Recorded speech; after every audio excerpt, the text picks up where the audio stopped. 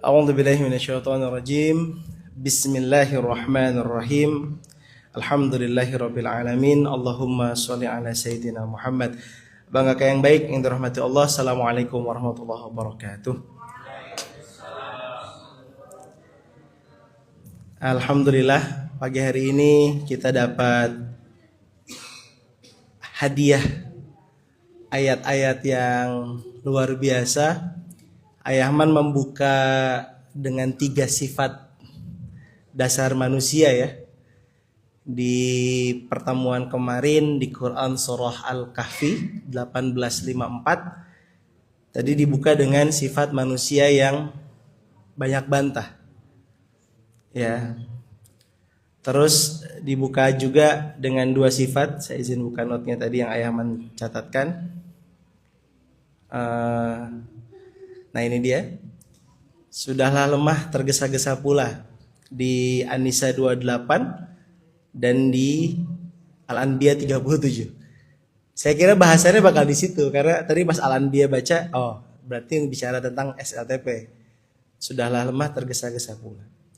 Tapi ternyata ayatnya lompat ke Quran surah Al-Hujurat di ayat ke-7. Dan kita baru tahu semua ternyata ada asbabul nuzul dari ayat yang terkenal di zaman hoax ini.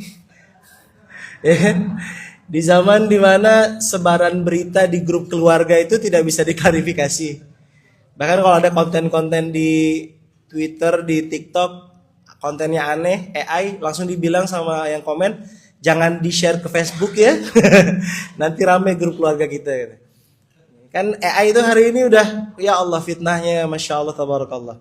Nah, tadi dijelaskan sama Ayahman, ternyata ada asbabun nuzul di balik ayat ya ayyuhalladzina amanu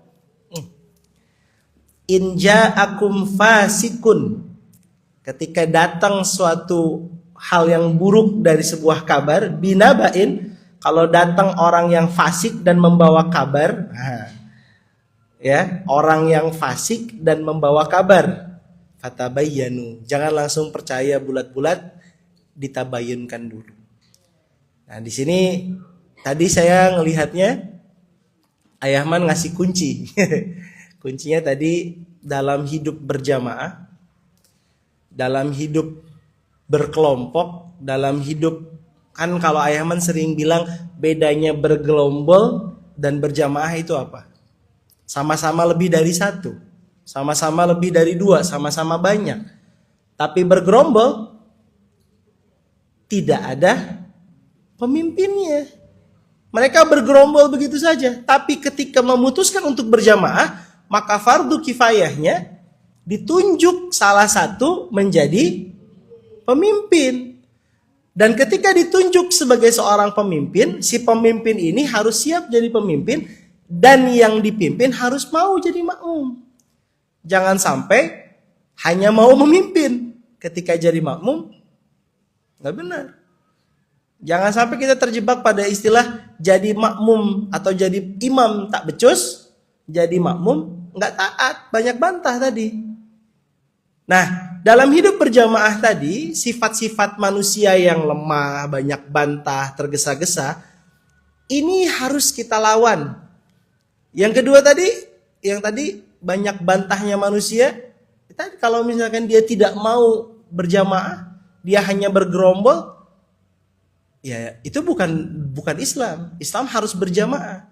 Nah, dalam jamaah ini ternyata tidak boleh pemimpin itu tergesa-gesa dalam mengambil keputusan. Di Gontor dulu disampaikan sama almarhum Ustadz Abdullah Syukri Zarkasi, seorang pemimpin harus punya kecerdasan mendengar. Bukan hanya kecerdasan dalam menyampaikan, bukan hanya public speaking, bukan hanya kecerdasan dalam menyampaikan, tapi kecerdasan juga dalam mendengar. Tidak semua informasi, tidak semua data yang disuguhkan itu sesuai dengan kondisi lapangan dan tidak semuanya sesuai dengan apa yang harus terjadi gitu. Maka Allah firmankan di ayat ke-6 ini, kalau kita terburu-buru mengambil sebuah keputusan, apa kata Allah? Ini kita coba buka di ininya ya, di ayat ke-6-nya. Saya izin 47 ayat 6. 47 ayat 6. Ya. 47 49. Maaf. 49 di ayat 6 ini Al-Hujurat. Nah, ya ayyuhalladzina amanu in ja'akum fasikum binaba'in fatabayyanu. Kalau datang orang fasik, kita udah tahu orang ini tak bisa dipegang, tabayyun dulu.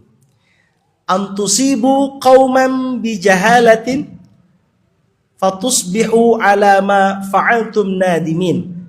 Dan kalau kita dengan mengerti atau memahami atau mempercayai kabar tadi, kita mengambil sebuah tindakan keputusan, maka ada satu kaum yang akan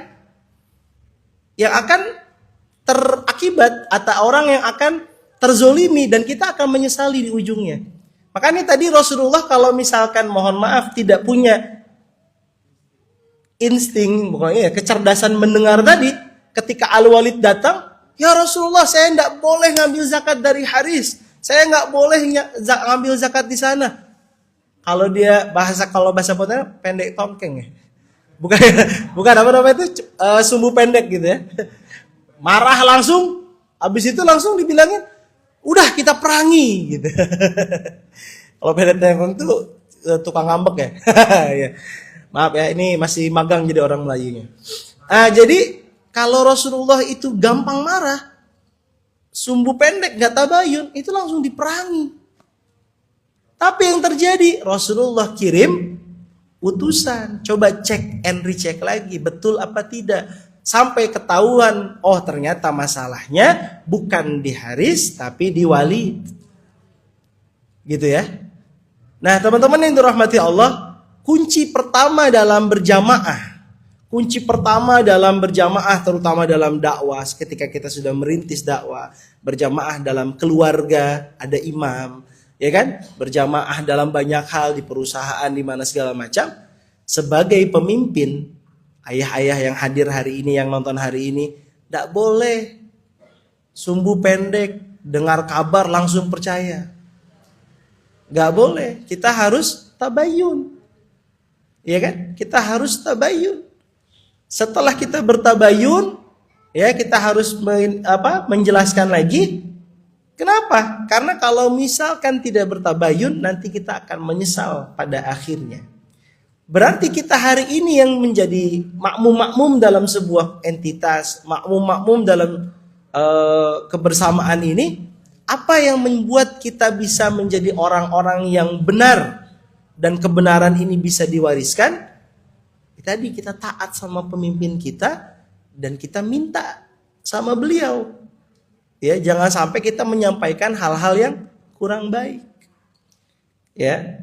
Tadi kunci yang kedua yang saya coba dapatkan, bagaimana Allah telah membuat kita cinta dengan iman.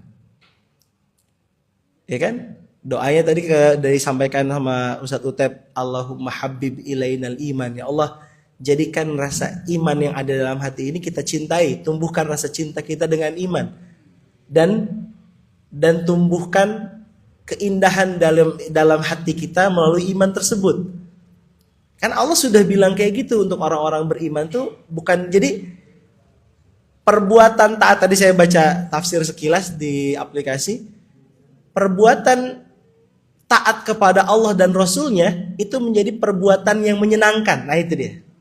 Habib ilainal iman, Allah bilang ketika Allah mengkaruniakan rasa cinta kepada iman, maka ketaatan pada Allah dan Rasulnya itu terasa menyenangkan. Berangkat sholat itu bukan beban.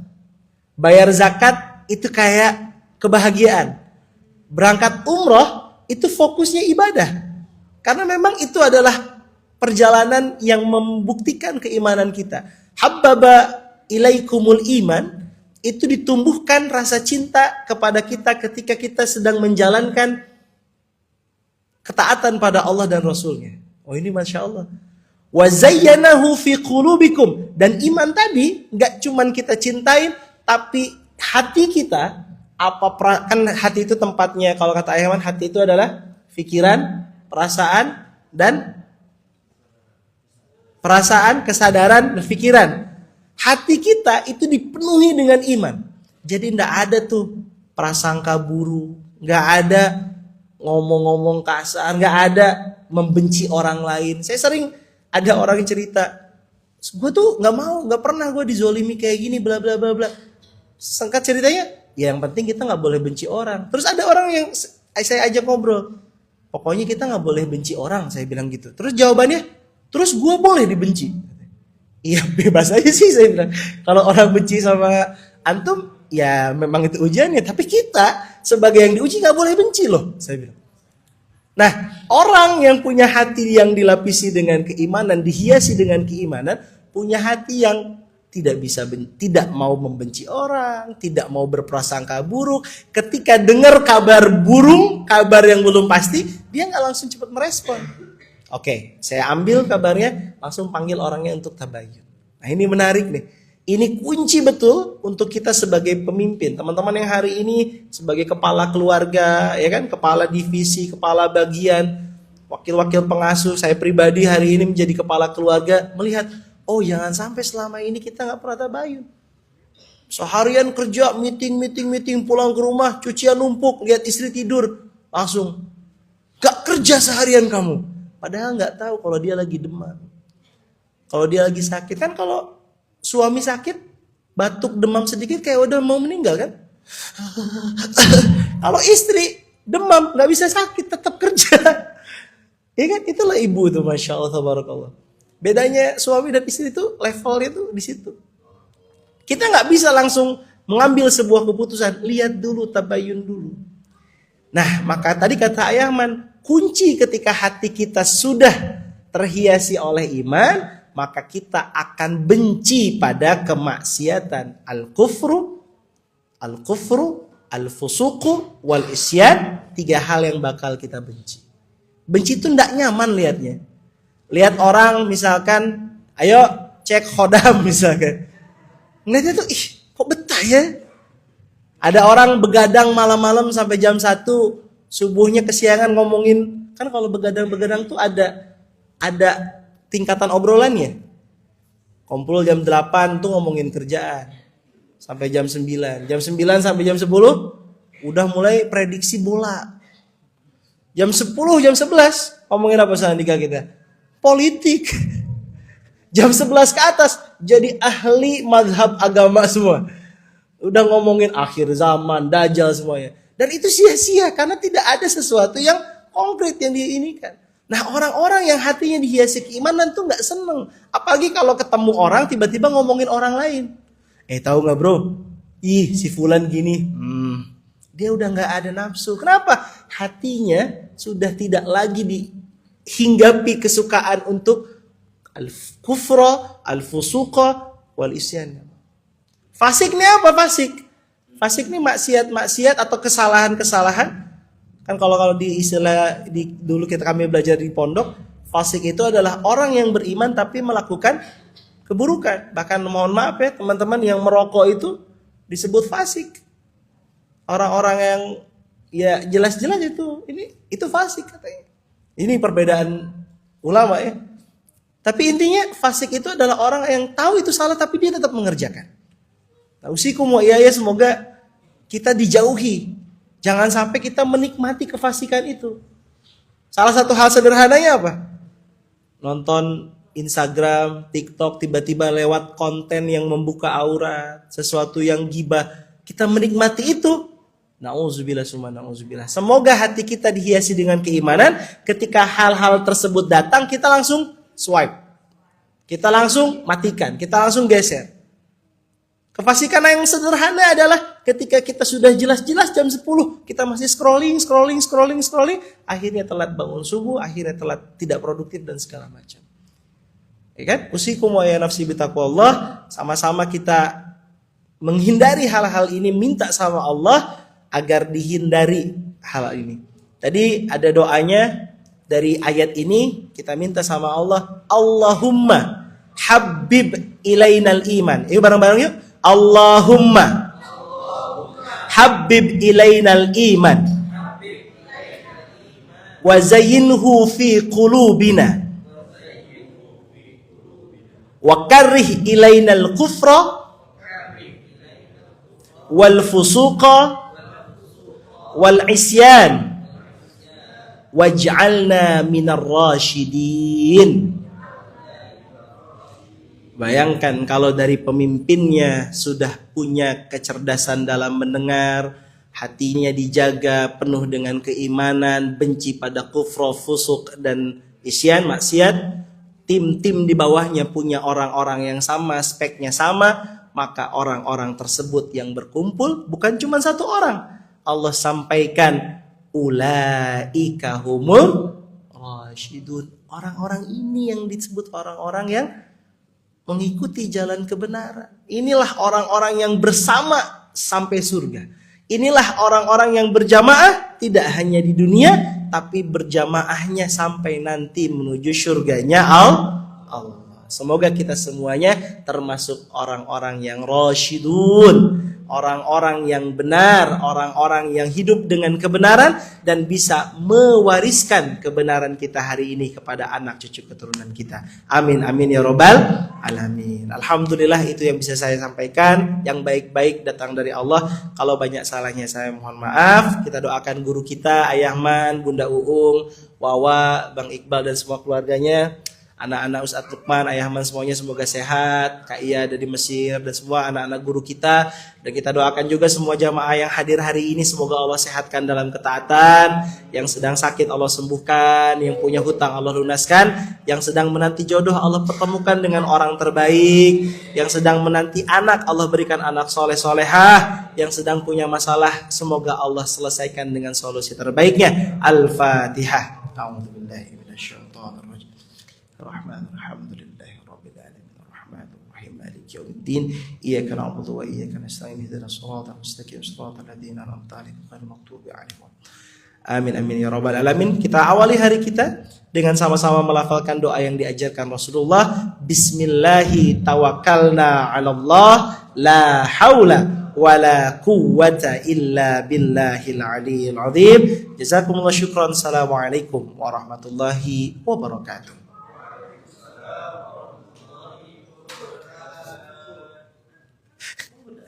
Mengudara. Makasih semuanya teman-teman. Jazakumullah.